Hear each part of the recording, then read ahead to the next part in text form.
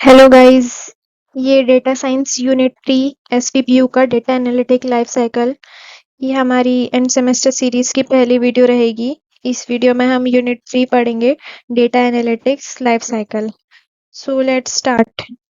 इस यूनिट का सिलेबस ज़्यादा बड़ा है नहीं। इस यूनिट में दो ही चीज़ें हैं, एक तो डेटा एनालिटिक्स लाइफ साइकिल और एक उसके फेजेस। या तो डेटा एनालिटिक लाइफ साइकिल पे क्वेश्चन आएगा या फिर उसके फिजिक्स पे। इनसे आगे इस यूनिट में कुछ नहीं आएगा। So introduction to data analytics life cycle. Data analytics lifecycle is a structured approach used to guide data science and analytics project from initial problem identification to actionable insight. Data analytics life cycle एक structured approach है, यानी एक well defined process है जिसे follow करके हम data science और analytics project को स्टार्ट से लेकर एंड तक एग्जीक्यूट कर सकते हैं। जैसे कि रॉ डेटा को लेके हम एक बिजनेस टूल बना सकते हैं जो यूज में आ सकें। जब हमें कोई प्रॉब्लम मिलती है, जैसे सेल्स गिर रही है, तब से लेकर जब तक हम यूज़फुल रिजल्ट या इनसाइट निकालते हैं, तब तक का पूरा स्टेप बाय स्टेप प्रोसेस ये लाइफ साइकिल बताती है। It provides a systematic method to manage and execute data-driven tasks, ensuring that data analytics efforts are aligned with business objective and produce meaningful outcomes. ये एक systematic method है। ये systematic method देती है data से related task को manage और complete करने के लिए, जिससे हमारे analytical efforts properly business goals के साथ अलाइंड रहें और जो भी रिजल्ट निकले वो यूज़फुल और मीनिंगफुल हो बिजनेस के लिए। सिंपल वर्ड्स में बोले तो डेटा एनालिटिक लाइफ साइकिल एक प्रोसेस है जिससे हम प्रॉब्लम समझते हैं, डेटा कलेक्ट करते हैं, मॉडल बनाते हैं और फाइनल रिजल्ट से बिजनेस डिसीजन ले सकते हैं। ये है डेटा एनालिटिक्स लाइफ साइकिल का डायग्राम, जिसमें टोटल 6 फेजेस हैं।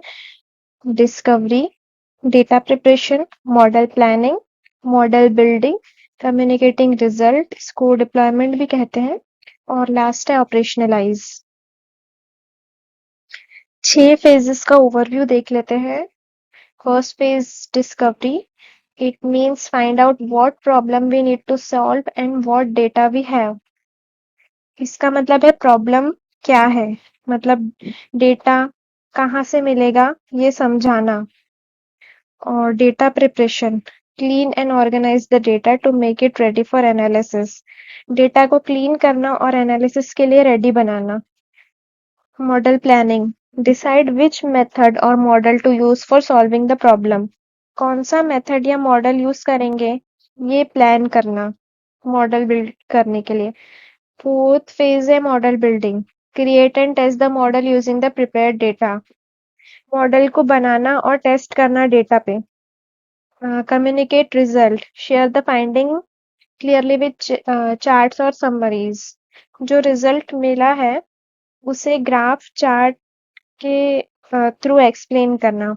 और last phase operationalise, use the model in real life and keep it working well.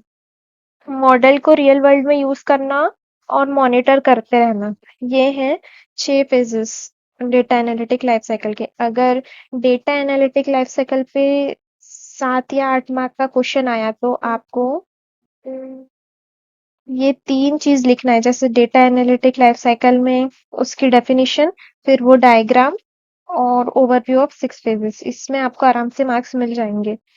Next है फेज 1 डिस्कवरी. अगर ऐसे स्पेशली अलग फेज को एक्सप्लेन करने का आता है तो आपको उसके बारे में लिखना पड़ेगा। जैसे discovery phase. Goal, understand the problem and define objective. Identify big business problem and analytical गोल.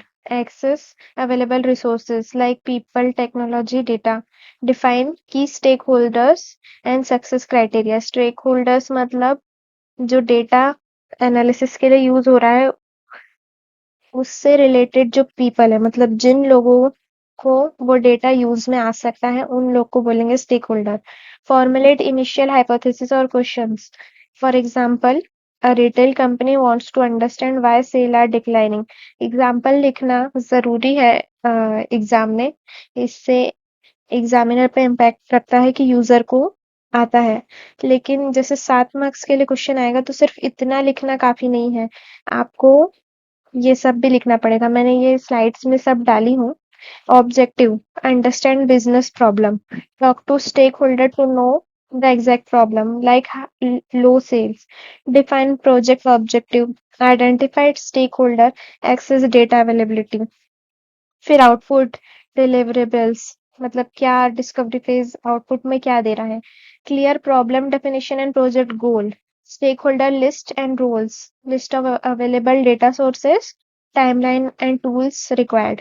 और एग्जाम्पल्स, एग्जाम्पल में लिखना है कि क्या प्रॉब्लम है, उसका ऑब्जेक्टिव क्या है, स्टेक होल्डर कौन है, डेटा कौन सा यूज हो रहा है, फिर टूल्स कौन से यूज हो रहे हैं और उसके रिस्क क्या है। जैसे इसमें प्रॉब्लम है, why are user leaving our app, तो इसका ऑब्जेक्टिव है predictive churn using a model. Churn मतलब वो यूजर, जो यूजर ऐप को लीव कर रहे हैं वो है चर्न।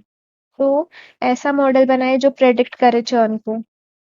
फिर इसके स्टेक होल्डर कौन होंगे, marketing and data team, project managers, जिन लोगों को ये डेटा यूज में आएगा। डेटा रहेगा user log, subscription information, feedbacks, किन लोगों ने सब्सक्राइब किए हैं, किसने सब्सक्रिप्शन अपना हटा दिया है, वो सब। और टूल्स कौन से यूज होंगे, पाइथन टूल मॉडल मॉडल बनाने के लिए, और पावर बीआई डैशबोर्ड क्रिएट करने के लिए। फिर रिस्क क्या है, missing data for old user, कुछ ओल्ड यूजर का डेटा मिसिंग भी रह सकता है। अगर सिर्फ डिस्कवरी फेज को डिफाइन करने का आए तो हमें यही लिखना है। हमारा नेक्स्ट फेज है data preparation, which is data prepare करना, मतलब कलेक्ट करना, क्लीन करना, ट्रांसफॉर्म करना, रिड्यूस करना। इसको हम डेटा क्लीनिंग भी बोल सकते हैं और डेटा wrangling भी बोल सकते हैं। The goal is to collect, clean and transform data for analysis, gather data from multiple sources, database, API, web pages से भी कर सकते हैं clean collect data.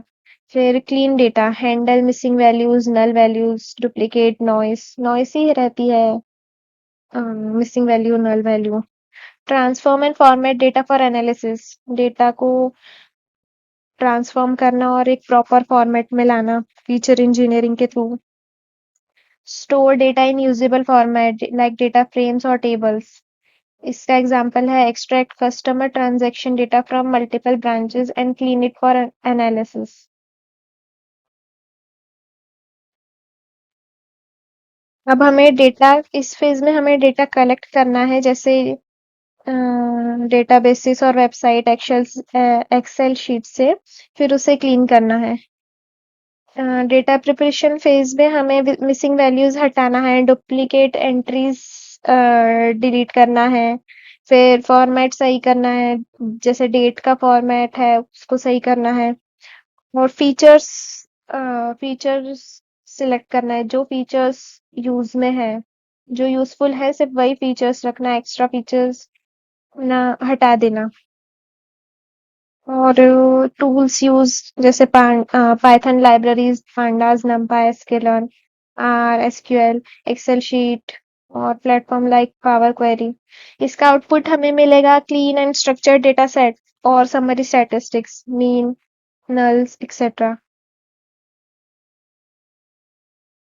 Third phase है मॉडल प्लानिंग। इसका गोल है decide the analytical technique and tools to use, मतलब कौन सा मॉडल क्रिएट करना है वो प्लान करना। ये जैसे सिलेक्ट अप्रोप्रिएट मॉडल, कौन सा मॉडल यूज करना है, classification model, regression model, clustering. वो अपने डेटा सेट और अपने बिजनेस टूल पे बेस्ड होता है कि अपने को कौन सा मॉडल यूज करना है, तो वो प्लान करना। Define data split, training, validation, testing. इसका रेशियो रहता है वो डिसाइड करना कि ट्रेनिंग में कितना डेटा जाएगा, टेस्टिंग में कितना जाएगा। फिर टूल्स एंड टेक्नोलॉजी चूज करना, कौन से टूल्स एंड टेक्नोलॉजी यूजफुल है। मॉडल के लिए। इसका एग्जांपल है plan to use a regression model to predict customer lifetime value. इस फेज में हमें डिसाइड करना है कि कौन सा मॉडल हम यूज करेंगे। Train test split, training data testing data कौन सा रहेगा, फीचर सिलेक्शन कौन सा कॉलम में इम्पोर्टेंट है, कौन सा नहीं है, और इवैल्यूएशन भी रहेगा इसमें। So goal है to decide how to solve the problem using statistical machine learning technique and prepare a model blueprint। ये सब अगर 7 मार्क के लिए आता है तो ये इतना लिखना जरूरी है आपको कि एक्टिविटीज सिलेक्ट मॉडलिंग टेक्निक्स, मतलब कौन सी मॉडलिंग टेक्निक्स है उसमें से जो उस डेटा के लिए सही मॉडलिंग टेक्निक है वो यूज करना। लाइक क्लासिफिकेशन में logistic regression, decision tree, regression में लीनियर रिग्रेशन, रिज, क्लस्टरिंग में के means clustering, dB scan, time series में एलएसटीएम। फॉर एग्जांपल क्लासिफिकेशन में लॉजिस्टिक रिग्रेशन करना for churn prediction. Data splitting strategy, जैसे मैंने बोली थी कि डेटा को स्प्लिट करना पड़ेगा ट्रेनिंग, वैलिडेशन और टेस्टिंग सेट में, उसको चूज करना, उसको प्लान करना। फीचर सिलेक्शन, कौन सा फीचर इंपॉर्टेंट है कौन सा नहीं। फिर मॉडल प्लानिंग में यही इवैल्यूएशन आएगा। क्लासिफिकेशन मॉडल अगर आप यूज कर रहे हैं तो accuracy, precision, recall, F N score, AUC. अगर रिग्रेशन यूज कर रहे हैं तो root mean square error, MA, R square error. Clustering में सीबी इंडेक्स और ये सिलहर्ट स्कोर। और इसका क्या आउटपुट आएगा मॉडल प्लानिंग फेज का? चूज एन मॉडल, जो मॉडल अपन ने चूज किए हैं वो मॉडल, और रीजन कि हमने ये मॉडल क्यों यूज किए हैं। फिर डेटा स्प्लिटिंग का प्लान, कौन सी स्प्लिटिंग मेथड यूज किए हैं, कितना रेशो डिवाइड किया अपन ने डेटा का। फिर feature engineering strategy, metrics to evaluate performance and tools and library use. कुछ कुछ चीजें आउटपुट में सेम ही आएंगी, जैसे फीचर इंजीनियरिंग कुछ कुछ में है और टूल्स एंड लाइब्रेरीज तो ज्यादातर में है ही। नेक्स्ट फेज आता है अपना मॉडल बिल्डिंग। अब मॉडल प्लान हो चुका है कि कौन सा मॉडल बनाना है, तो अब मॉडल को बिल्ड करना स्टार्ट करते हैं। मतलब अल्गोरिदम को ट्रेन करते हैं डेटा के ऊपर। पहले अल्गोरिदम चूज करना है, कौन सी अल्गोरिदम है, रैंडम फॉरेस्ट या कोई और इसमें है हाइपर पैरामीटर ट्यूनिंग करना।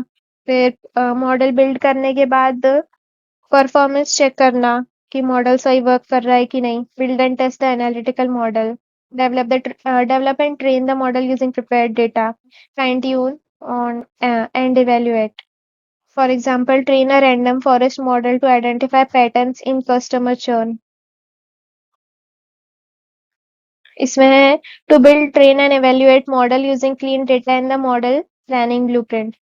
इसके स्टेप्स, अगर मॉडल बिल्डिंग का क्वेश्चन आएगा तो उसमें ये भी क्वेश्चन है कि इसमें भी कुछ फेजेस हैं, इसमें भी 6 फेजेस हैं, उनको डिफाइन करने का बोल सकता है। तो आप इसका भी डायग्राम बना सकते हैं, data splitting, model selection, training. तो उसमें भी मार्क्स मिलेंगे। जितने डायग्राम्स अगर आप बनाओ तो उसका भी इफेक्ट बहुत पड़ता है एग्जामिनर पे। तो अगर मॉडल बिल्डिंग का क्वेश्चन आएगा तो याद रखना कि इसके अंदर भी 6 फेजेस हैं, तो ये लिखना जरूरी है आपको।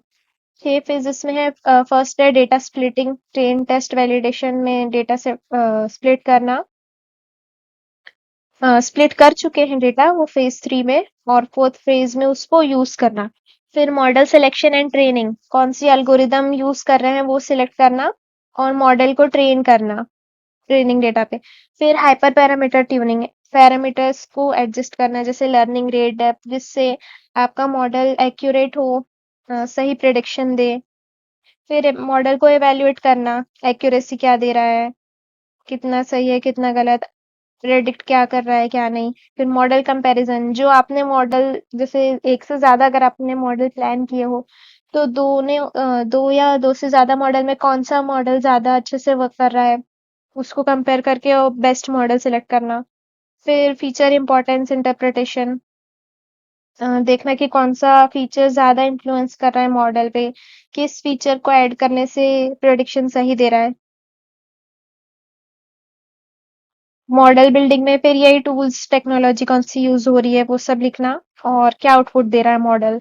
मॉडल बिल्डिंग में जैसे आप देख ही सकते हो कि मॉडल बिल्ड कर रहे हैं तो ट्रेंड मॉडल मिलेगा, ये लिखना उतना ज़रूरी नहीं है, फिर भी जैसे आप जितना लिखो उतना सही है।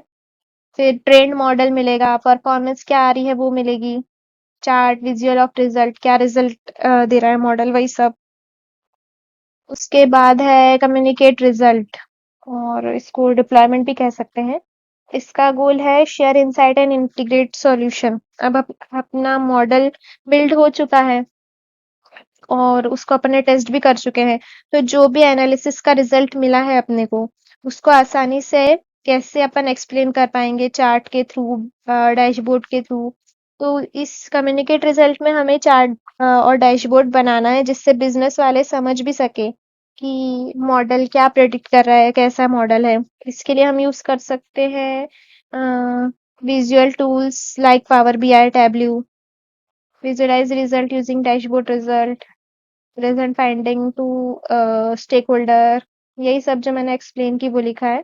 Example, build an interactive dashboard showing customer behaviour trends.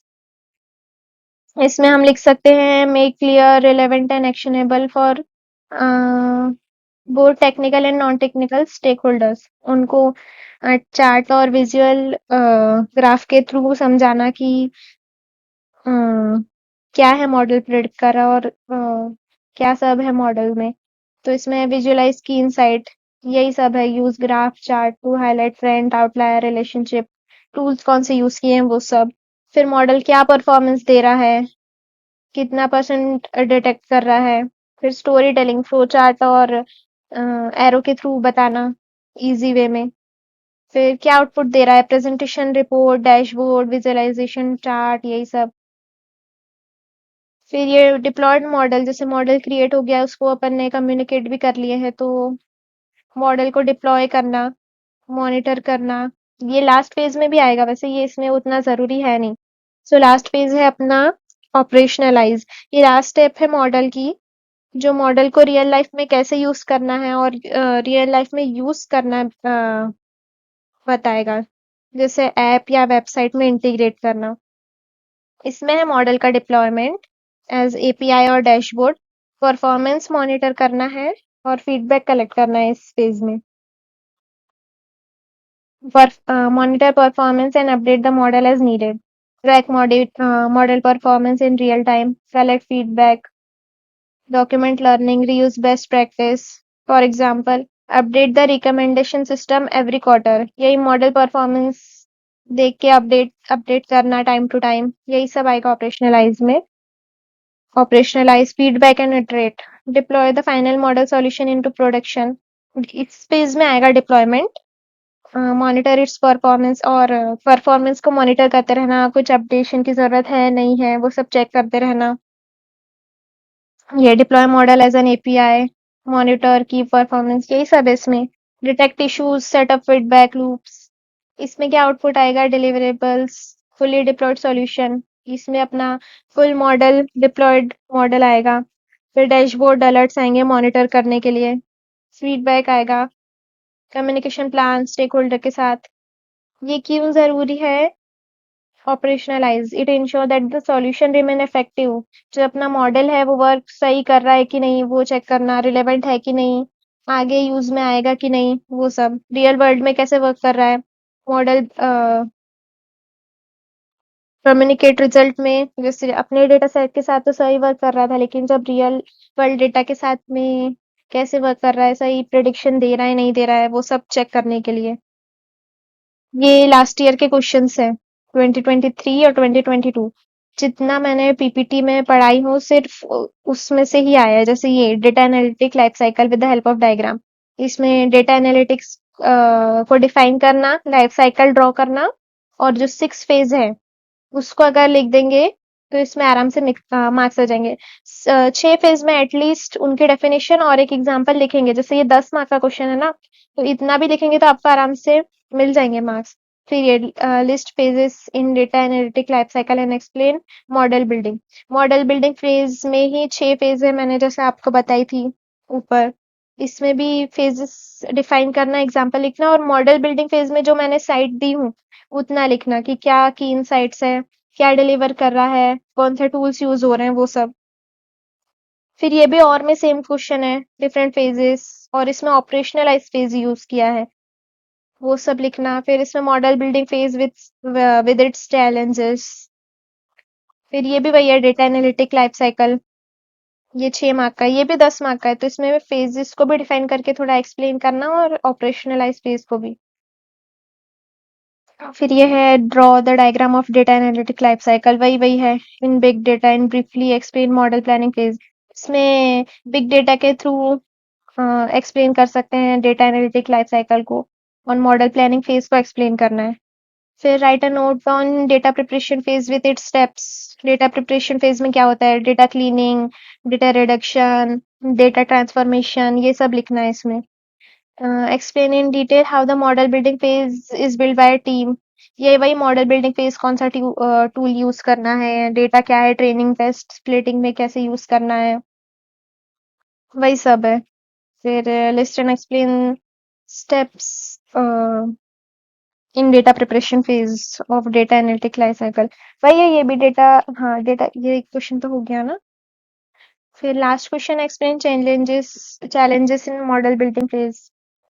Model building phase में अपने को क्या क्या चैलेंजेस आ रहे हैं, कौन सा मॉडल, जैसे अपन ने 2-3 मॉडल प्लान किए हैं, तो उसमें से कौन सा चूज करना है, जो बेस्ट करना है, वो चैलेंजेस आएंगे। और मॉडल को ट्रेन करना, डेटा क्लीन है कि नहीं वो चेक करना मॉडल बिल्डिंग फेज में, ये सब चैलेंजेस आ सकते हैं, वो सब लिख सकते हैं आप। अगर आप इतना भी पढ़ लेंगे तो आप इन क्वेश्चन में से आराम से सॉल्व कर सकते हैं, क्योंकि इसमें सिर्फ या तो डेटा एनालिटिक लाइफ साइकिल के बारे में पूछ रहे हैं या उसके फेजेस को डिफाइन करने का बोल रहे हैं। बस इतना ही है यूनिट 3 में। अगर आप इसको ही अच्छे से देख लेंगे और पढ़ लेंगे जो मैंने पीपीटी में दी हूँ, तो आप अच्छा स्कोर कर पाएंगे इस यूनिट में। इसके 18 मार्क्स हैं इस यूनिट के, जबकि इस यूनिट में ज्यादा कुछ है भी नहीं सिलेबस में। अगर आपको वीडियो पसंद आई हो तो लाइक कर दे, शेयर कर दे, सब्सक्राइब कर दे। और अगर और ऐसे वीडियोस चाहिए होंगे तो आप कमेंट कर सकते हैं, मैं और यूनिट्स के भी डालूंगी। Thank you.